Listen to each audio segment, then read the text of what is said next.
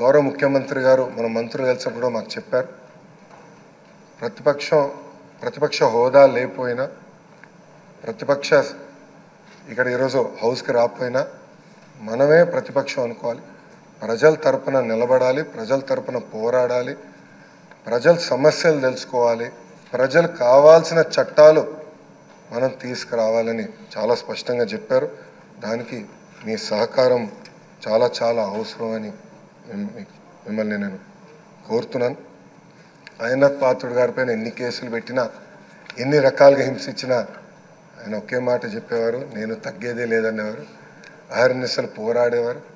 గన్నవరం సభలో కూడా మీరు ఆనాడు వచ్చి మాట్లాడితే కూడా మరుసటి రోజు మీ పైన కేసు పెట్టి నాన్ బెయిలబుల్ వారెంట్ కూడా ఇష్యూ చేస్తాం చూసాం.